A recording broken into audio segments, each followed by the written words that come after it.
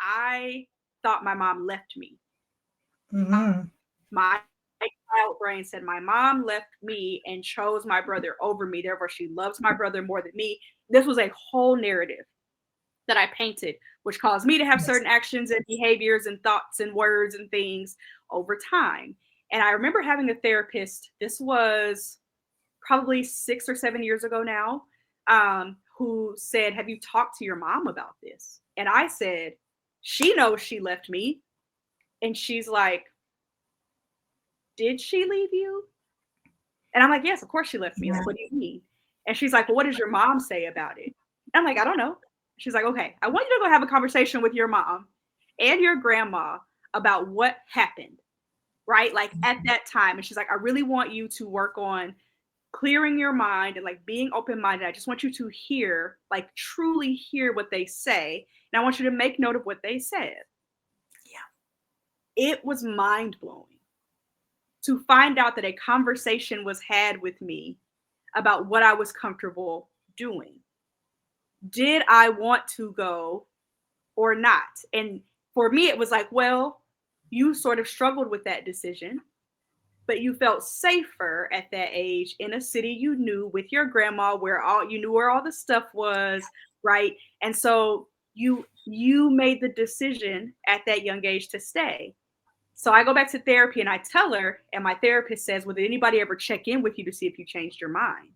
And I said, "I'm not sure. Let me go ask." And they were able to say, "Actually, no, we didn't check Mhm. in with you to see if you had changed your mind or if you wanted something different. And honestly, if we had known that, maybe we could have made a different arrangement and you could have gone up there. But at the Yeah. same time, now that I had the actual information because we had a conversation, I was able to release a lot. I felt abandoned, right? Yes. I had And this and whole this is the thing. issue, Yes.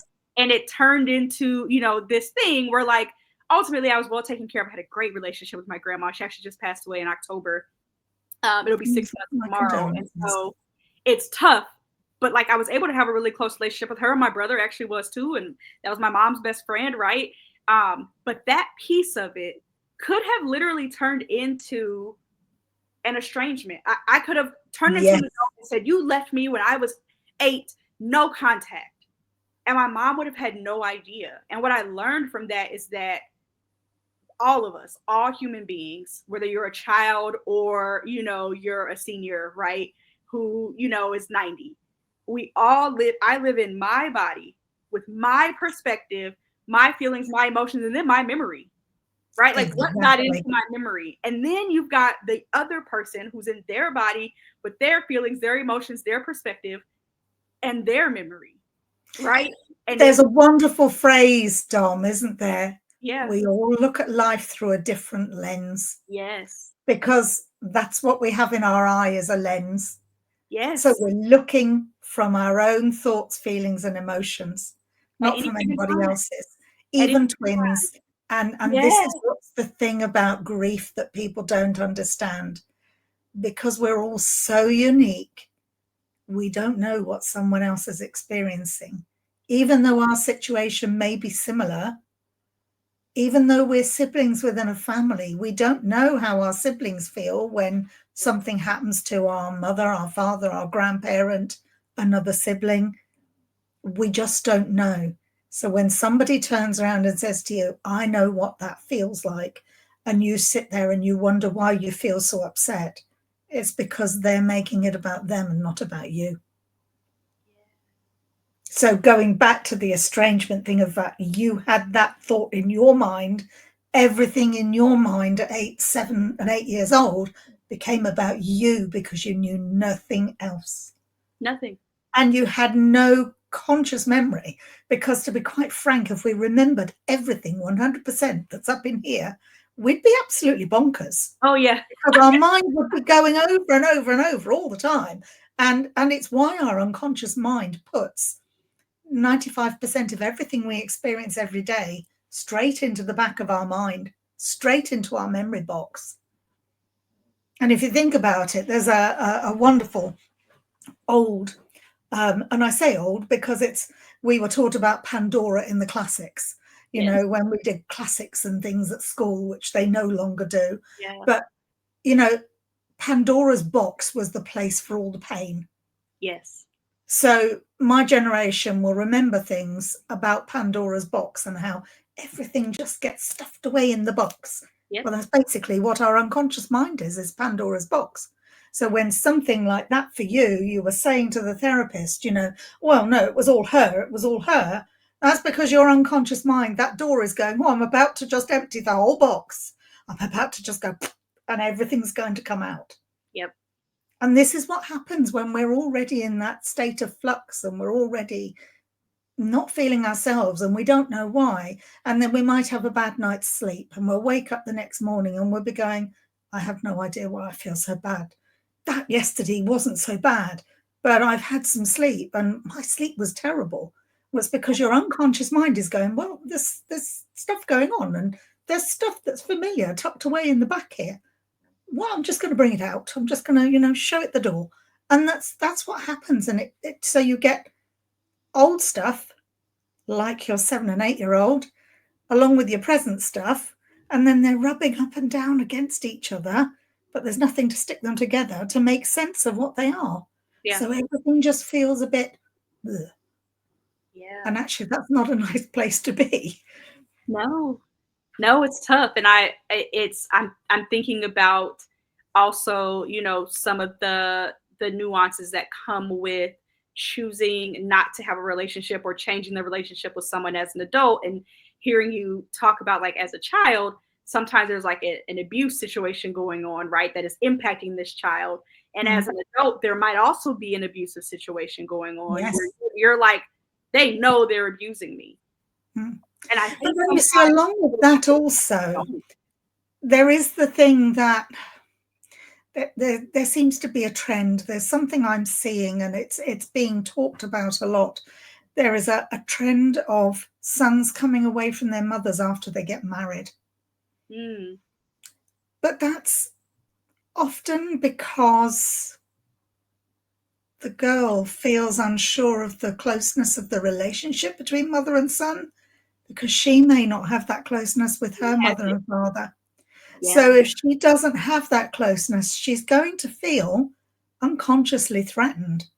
Yeah. And so she's going to put pressure on her new husband to detach. Well, your mum doesn't need to do that. I can do that. And then, and very often, something actually that I'm seeing more and more is she's not just encouraging her now new husband to detach from his mother and his family, because they're all so lovely and close and everything's wonderful. She's also detaching from her own family. So then they're becoming isolated in their own bubble. And actually then they don't have the people they need to reach out to when they need support and help. They don't have the people to reach out to when a new baby comes along and they want to celebrate. And they want to share that joy with their families. They've become isolated in their own bubble. Or the other mother-in-law feels really threatened by the new mother-in-law. And so she's putting pressure on the daughter or the son to disconnect because she can do it all. It's such a tangled web, but it all goes back to our own experiences in childhood. Yeah. So there are so many different ways of looking at relationships that may not be as healthy as we think they are. Yeah. But sometimes we don't see it until it's far too late, until we find ourselves in that place of isolation. Yeah. And then we don't know how to get out of it because we don't want to upset our new spouse or their family, if their family are suddenly larger than lives in our life. Or we don't want to make the pressure worse for our new spouse if they're also disconnecting from their own family. Yeah. So then we end up in a very judgmental place where we're trying to find ways to live and survive rather than thrive, I would say, is the phrase. Mm-hmm. because you go into survival mode when you become disconnected from people you love. Yes.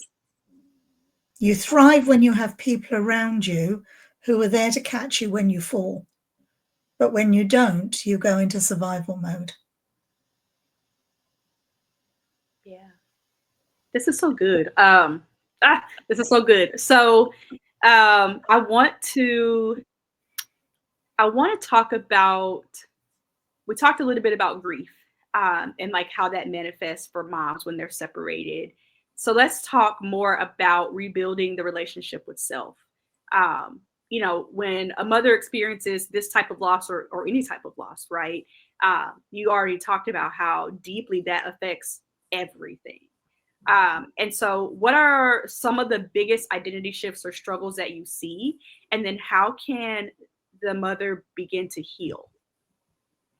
So, first of all, there is so much doubt that we carry when we don't understand why we're experiencing what we experience. There's fear, lots and lots of fear, but we can't always put a word to what the fear is. There's the guilt and the shame because we feel guilty because we didn't know how to deal with the situation to make it better. And there's the shame of how others look at us, how others speak of us. So it's our self-worth, our value, how we value ourselves, how we're compassionate towards ourselves or not. And I say or not because or not can be a whole slew of behaviors. So it can be going through a divorce and then finding that you don't actually know how to behave in new relationships. So you end up having a half a dozen relationships that aren't very healthy, because you're, for want of a better word, bed hopping, and not really having conversation or taking time to get to know the person. Yes. There's self-harm, drugs, drink, smoking, overeating, undereating, too much exercise. And I say too much exercise because how many people do you know that say, I'm really feeling, I'm going for a run, I'm going down the gym. And so they're putting their bodies through continued aggressive exercise. But that means their cortisol levels are higher. And cortisol does a lot of damage within the body without anybody seeing what's happening. Yeah. Because it's invasive. It's like your blood flowing around your system. Cortisol just follows it all as well. And cortisol can cause untold damage to our bodies. Yeah. My body, where I was living with abusive behaviors at home, where I was keeping myself in that place because I was staying for my daughter, meant I was abusing my body without realizing it because I was keeping myself in a stasis of stress and distress. So in the last 2.5 years, over the time just before I left until, where would be the 2004 actually through to early 2007, my body started forming a singular gallstone because it couldn't express the calcium buildup that was happening inside my body. Wow. It was happening at such speed that my body couldn't physically get rid of it fast enough. So my body was creating this singular gallstone that was just shy of the size of a tennis ball. And it got stuck in my bile duct and it made me very, very ill to the point that I actually had to have emergency surgery at the beginning of February 2007. So I didn't know I was doing that to myself because I didn't understand the levels of stress and distress I was living with. And that was through the back end of the marriage, the thing that made me actually wake up and see I shouldn't be there anymore, and then the post-divorce abuse that was happening afterwards. Also the divorce abuse that was happening. Thank you for checking out Uncaped Mama, where I help mamas balance parenting, happiness, and healing. Be sure to like and subscribe for more content.